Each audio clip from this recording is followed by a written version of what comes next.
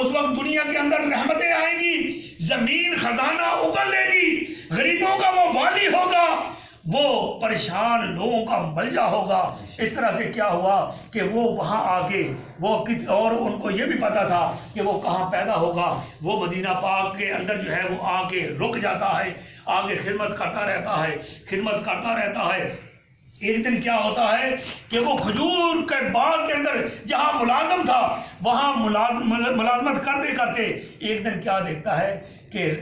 صبح کا ٹائم ہے اور ہوائیں بڑی ٹھنڈی ٹھنڈی چلنا شروع ہو گئی ہیں، بڑا مست سا موسم ہو گیا، اور اس کو جو نشانیاں بتائی گئی تھی اس پادری نے، جو آخری پادری جس کی اس نے خدمت کی تھی، جو اس نے نشانیاں بتائی تھی وہ نشانیاں پوری ہو گئیں۔ جب اس نے دیکھا کہ ٹھنڈی ہوائیں چل رہی ہیں، کھجور کے درخت کے اندر سے بھی خوشبو آنا شروع ہو گئی اور پورے علاقے سے خوشبو آنا شروع ہو گئی، تو وہ باغ سے ایک دم سپیڈ سے بھاگا۔ وہ جو یہودی مالک تھا وہ پیچھے بھاگا، کہنے لگا میں جا نہیں رہا، میں تمہارا ہی غلام رہوں گا، تمہارے پاس ہی ملازم رہوں گا، لیکن میں جس ہستی کی وجہ سے میں یہاں آیا تھا آج لگتا ہے کہ وہ ہستی جو ہے اس دنیا میں تشریف لے آئی۔ اب وہ بھاگتے ہوئے جیسے ہی انہوں نے جو ہے نا آگے پیچھے مختلف لوگوں سے رابطہ کیا، مدینہ پاک میں رابطہ کیا، مکہ پاک میں رابطہ کیا کہ آج کوئی قریش کے اندر بچہ پیدا ہوا ہے، پتہ چلا کہ مکہ شریف میں بچہ پیدا ہوا ہے، وہ بھاگتے وہاں چلے گئے وہاں پہنچے۔ جب وہاں پہ پہنچے تو انہوں نے وہاں جاتے ہی اس بچے کو نہیں دیکھا، بلکہ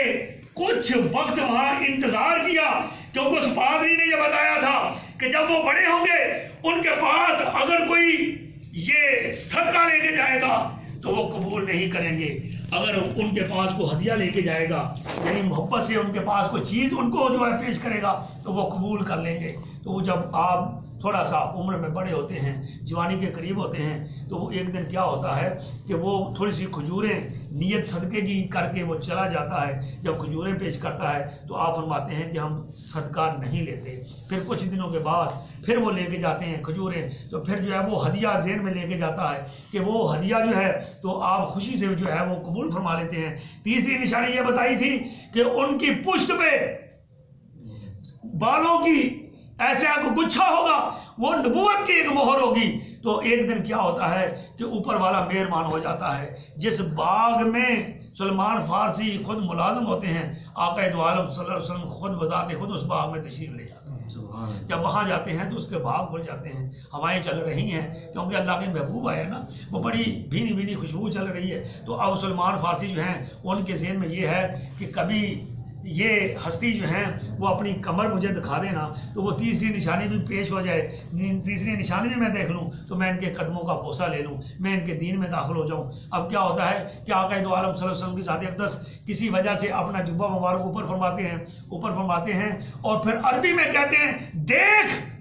جس کا تجھے انتظار تھا آج یہ چیز بھی جو ہے تم دیکھ لو۔ جب بذات خود فرماتے ہیں تو آپ چوم لیتے ہیں، چوم کے جو ہے بارگاہ رسالت مآب صلی اللہ علیہ وسلم میں اپنے آپ کو پیش کر دیتے ہیں۔ اب آپ کو بتانا مقصد یہ تھا اتنا لمبا واقعہ کہ وہ جنہوں نے انتظار تھا انہوں نے اپنی زندگی وقف کر دی، انہوں نے اپنا تن من دھن سب کچھ وقف کر دیا، اور آج ہم ان کا کلمہ گو ہیں، ہم ان کی امت میں سے ہیں، ہمیں ابھی تک جو ہے ان کی ذات سے عقیدت نہیں ہو سکی، ابھی تک ان سے محبت نہیں ہو سکی، ابھی تک ہم اپنا تن من دھن ان کے سامنے پیش نہیں کر سکے۔ سنو ساتھیو، اللہ کے محبوب نے فرمایا اتنی دیر تک ایمان کامل ہی نہیں جب تک کہ اپنا سب کچھ تن من دھن آل اولاد غرض یہ کہ سب کچھ اللہ کے محبوب کی بارگاہ میں نہ پیش کر دو، اتنی دیر تک ایمان کامل نہیں ہوتا۔ پتہ یہ چلا کہ ابھی بھی ہم ایمان میں کمزور ہیں، اور یاد رکھو جب ایمان میں کمزور ہیں تو مرشد کی ذات کی عظمت کا کیسے پتہ چل سکے گا، مرشد کی ذات کے ساتھ عقیدت کا کیسے پتہ چل سکے گا؟ جب ہم اپنے اندر ایمان لے کے آئیں گے نا، ایمان کب آتا ہے جب محبت رسول اس جسم کے اندر آ جاتی ہے، اس دل کے اندر آ جاتی ہے، اس سینے کے اندر آ جاتی ہے۔ جب محبت رسول آ جاتی ہے نا، یاد رکھو تو پھر مرشد محبت ایٹومیٹکلی آ جاتی ہے۔ پھر جب مرشد کی محبت آ جاتی ہے تو یاد رکھو، آج میں آپ کو بتاتا چلوں جس ذات کے ساتھ ہم اور آپ مرشد ہیں وہ ذات سیدنا ریاض احمد گوہر شاہی مدد علی کی ذات کوئی عام ذات نہیں۔ آپ فرماتے ہیں کہ لوگوں سنو، فقیر کبھی کبھی آتا ہے، اور جب فقیر آ جاتا ہے تو وہ فقیر کسی کو ملا کرتا ہے، اور جب کسی کو مل جاتا ہے نا تو اس سے کوئی جو ہے وہ فقر حاصل کر سکتا ہے، اور پھر اگر کوئی فقر حاصل کر بھی لیتا ہے تو وہ فقر یعنی فقیری کسی کے پاس رہتی ہے۔ اس لیے کہ یہ فقیری آسان نہیں، فقیری یہ ہے کہ اللہ اس بندے کا ہو جاتا ہے، وہ بندہ اس اللہ کا ہو جاتا ہے، راضیہ اور مرضیہ ہو جاتا ہے، پھر جو کہتا ہے بندہ اللہ کرتا ہے، اور جو اللہ کہتا ہے وہ بندہ کرتا ہے۔ اگر بندے کو اللہ کہتا ہے نا جاؤ اپنے جسم کے گوشت کا ٹکڑا مجھے لا کے دو، تو یقین کرو کہ وہ اللہ کے سامنے جو ہے وہ اپنے جسم کا ٹکڑا پیش کر دیا کرتا ہے۔ سبحان اللہ۔ آج اگر یہ سب کچھ کرنا ہے تو اپنے دل کے اندر، اپنے سینے کے اندر محبت رسول لانا ہوگی۔ محبت رسول، محبت مرشد یہ جب تک نہیں آئے گی اتنی دیر تک جو ہے راہ سلوک میں چلنا کوئی آسان نہیں۔ اور راہ سلوک کی یہ نشانیوں میں سے ایک نشانی ہے کہ اس کے اوپر مصیبتیں آتی ہیں، اس کے اوپر پریشانیاں آتی ہیں، اس کو آزمایا جاتا ہے۔ کبھی قرآن پاک کی یہ آیت پڑھی، اکثر میں بتاتا ہوں فاذکرونی اذکرکم واشکروا لی ولا تکفرون، آگے خود اللہ پاک فرماتا ہے یا ایھا الذین آمنوا، اللہ پاک جو ہے اس میں فرماتا ہے کہ میں اصحاب المصیبہ قالوا انا للہ وانا الیہ راجعون سے آیت نکل گئی جی، یعنی اللہ پاک فرماتا ہے کہ جو بندہ اس راستے میں میری طرف آتا ہے تو میں اس کے اوپر جو ہے نا اس کو آزمائشیں بھی دیتا ہوں، اس کو نعمتیں بھی دیتا ہوں، نعمتیں چھینتا بھی ہوں، نعمتیں جو ہے وہ واپس بھی لے لیتا ہوں۔ پتہ یہ چلا من مصیبہ اصابت مصیبہ قالوا انا للہ وانا الیہ راجعون، وہ آیتیں ذہن سے نکل گئی ابھی۔ تو بات یہ ہے کہ یہ سارے معاملہ ساتھ ہوں گے بھائی، راہ سلوک میں چلنا ہے، راہ دراصل یہی کامیابی ہے۔ دنیا کا معاملہ کتنا بھی آپ کر لیں، کتنا بھی آپ کر لیں، اس وقت میرے مرشد پاک کی ذات پاک نے فرمایا پہلے علم کا دور تھا،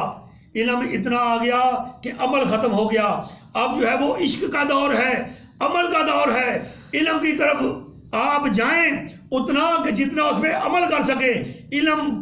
پڑھ لینا کوئی بڑی بات نہیں، عمل کرنا جو ہے وہ بڑی بات ہے۔ جبھی تو علامہ صاحب نے فرما دیا نا عمل سے زندگی بنتی ہے، جنت بھی جہنم بھی، یہ خاکی اپنی فطرت میں نہ نوری ہے یا ناری ہے نہ ناری ہے۔ تو اب پتہ یہ چلا علم جو تھا وہ بتا دیا گیا۔ اب آپ کسی بھی مسلک والے سے بات کر کے دیکھ لیں، کسی بھی مذہب والے سے بات کر کے دیکھ لیں، وہ آپ کو الف سے لے کے یہ تک ایسی ایسی تعویلیں دے گا، ایسی ایسی جو ہے وہ آپ کو جو ہے وہ حوالے دے گا کہ آپ پریشان ہو جائیں گے، آپ حیران ہو جائیں گے۔ کیوں لوگ ہوتے ہیں مرزئی، کیوں لوگ ہوتے ہیں دیوبندی، کیوں لوگ ہوتے ہیں اہل حدیث، کیوں لوگ ہوتے ہیں غیر مسلم؟ اس لیے کہ ان کو بڑے بڑے جو ہے وہ تعویل دینے والے لوگ مل جاتے ہیں، ان کو بڑے بڑے جو ہے وہ دعوے کرنے والے لوگ مل جاتے ہیں، وہ کم علم ہوتے ہیں۔ علم حاصل کرنا، علم حاصل کرنے کے لیے حکم رسالت مآب صلی اللہ علیہ وسلم یہ ہے کہ گور تک جانا پڑے، قبر تک جانا پڑے، چین تک جانا پڑے، تو علم کو حاصل کرو، لیکن اتنا علم جتنا عمل کر سکو۔ اب جو ہے عمل کے لیے اللہ پاک نے ہمیں ایک طریقہ کار بتا دیا، اور علم بھی یقین کرو کہ جو زبان کے علم سمجھنے والے ہیں، علم حاصل کرنے والے ہیں، وہ کیلو کال میں پھنس گئے، فرقوں میں پھنس گئے، اور جو دل کا علم حاصل کرنے والے ہیں یقین کرو جو دل کا علم حاصل کرنے والے ہیں وہ اللہ اور اس کے رسول کی بارگاہ تک پہنچ گئے۔ میں اسی پہ اکتفا کروں گا کہ فکر کرو اس تعمیر دل کی، فکر کرو اس تعمیر دل کی، وہ یہیں آ جائے گا، بن گیا جس دن مقام خود ہی مکین آ جائے گا۔ وما علینا الا البلاغ۔